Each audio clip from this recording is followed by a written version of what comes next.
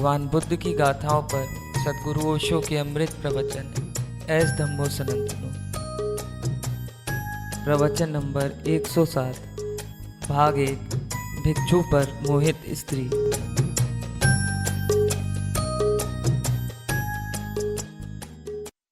प्रथम दृश्य। भगवान जेतवन में विहरते थे। एक तरुण भिक्षु पर एक स्त्री मोहित होकर उसे ग्रस्त बनाने के लिए नाना प्रकार के प्रलोभन दी। जय श्री श्याम।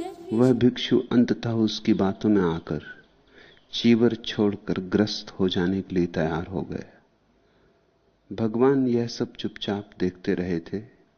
जब युवक गिरने को ही हो गया तब उन्होंने उसे पास बुलाया और कहा, स्मृति को संभाल, होश को जगा। पागल, ऐसे ही तो पूर्व में भी तू गिरा है और बार बार पछताया है। अब फिर वही भूलों से कुछ सीख, स्मृति को संभाल। और तब उन्होंने यह दो गाथाएं कही। वितक्कूप मथितस्य जंतुनो तीव्र रागस शुभानुपस्सिनो भियो तण्हा पवडति ऐसो खो दलहम करोति बंधनम वितक्कूप पस्मे चयो रतो अशुभम भावयति सदा सतो ऐसखो व्यांति काहिनी ऐसच्छेति मार बंधनम। जो मनुष्य संदेह से मथित है और तीव्र राग से युक्त है, शुभ ही शुभ देखने वाला है, उसकी तृष्णा और भी बढ़ती और वह अपने लिए और भी दृढ़ बंधन बनाता है। जो मनुष्य संदेह के शांत हो जाने में रत है, सदा सचेत रहकर जो अशुभ की भावना करता है, वह मार के बंधन को छिन्न करेगा और तृष्णा का विनाश करेगा। इसके पहले कि हम गाथाओं में उतरें, इस परिस्थिति को ठीक से समझ लें। ये परिस्थितियां मनुष्य के मन की ही परिस्थितियां हैं। इन परिस्थितियों में मनुष्य के मन में उठने वाले संवेगों का ही विश्लेषण है।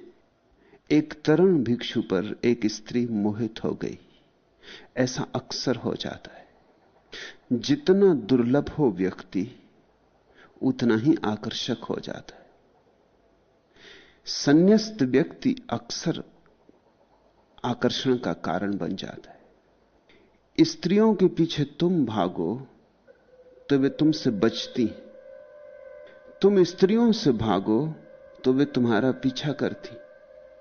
यही बात पुरुष के संबंध में भी सच है। स्त्री अगर पुरुष से भागने लगे तो पुरुष उसका पीछा करता है। स्त्री अगर पुरुष के पीछे चलने लगे तो पुरुष उससे भागने लगता है। मनुष्य का मन बड़े द्वंद्व से भरा है। एक हमेशा पीछा करेगा और एक हमेशा भागता हुआ रहेगा। ऐसे आकर्षण कायम रहता है। प्रकृति की बड़ी गहन रचना है। जो मिल जाए उसमें आकर्षण समाप्त हो जाता है, जो न मिले तो आकर्षण बना रहता है। स्त्रियों का आकर्षण उसी मात्रा में ज्यादा होगा जिस मात्रा में उनका पाना कठिन हो। पुरुषों का आकर्षण भी उसी मात्रा में ज्यादा होगा जिस मात्रा में उन तक पहुंचना करीब करीब असंभव हो। असंभव से प्रेम कभी मरता नहीं, संभव से प्रेम मर जाता है, क्योंकि जो मिला उसमें आकर्षण समाप्त हुआ।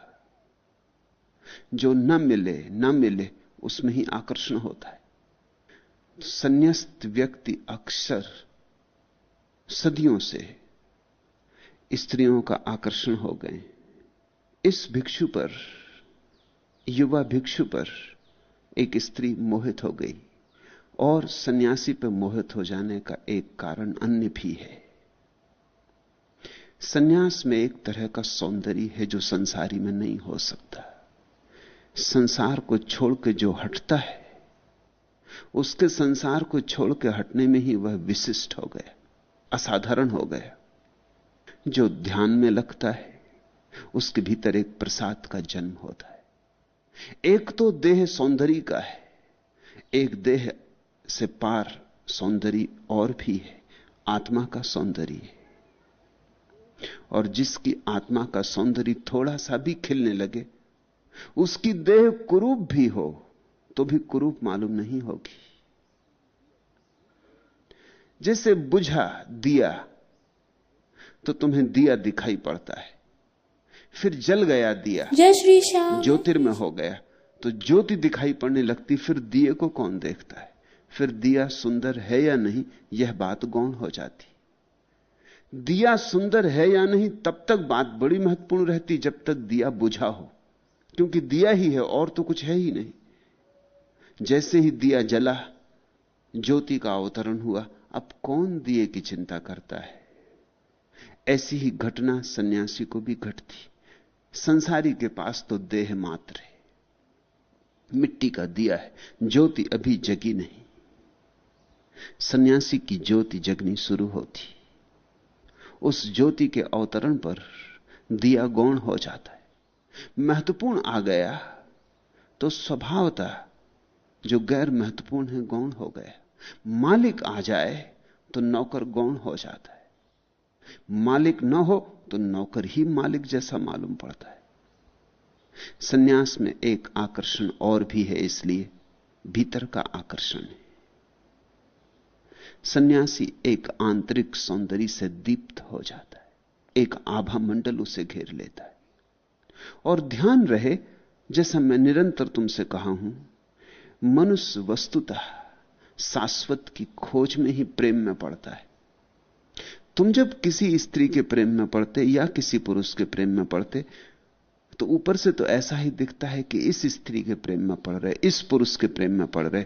लेकिन अगर ठीक विश्लेषण करो अपनी मनोदशा का तो तुम्हें इस स्त्री में कुछ शाश्वत की झलक मिली, इसलिए इस पुरुष में तुम्हें सनातन का कोई स्वर सुनाई पड़ा, इसलिए इस स्त्री की आंखों में तुम्हें कुछ बात दिखाई पड़ी जो आंखों के पार की है।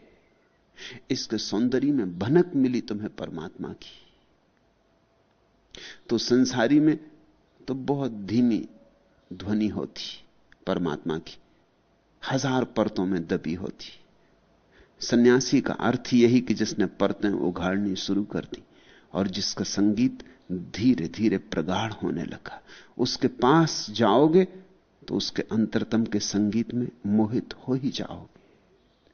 यह बिल्कुल स्वाभाविक है, क्योंकि मनुष्य का प्रेम वस्तुतः परमात्मा के लिए है। जब तुम किसी के देह में भी उलझ जाते हो तब भी तुम परमात्मा की ही खोज में उलझते हो। इसलिए हर बार देह में उलझ के पछताते हो, क्योंकि जो सोचा था वह तो मिलता नहीं, और जो मिलता है वह सोचा नहीं था। सोचा तो था कि विराट मिलेगा, कम से कम विराट का द्वार मिलेगा, लेकिन जो मिलता है वो दीवार है, जो मिलता है वो क्षणभंग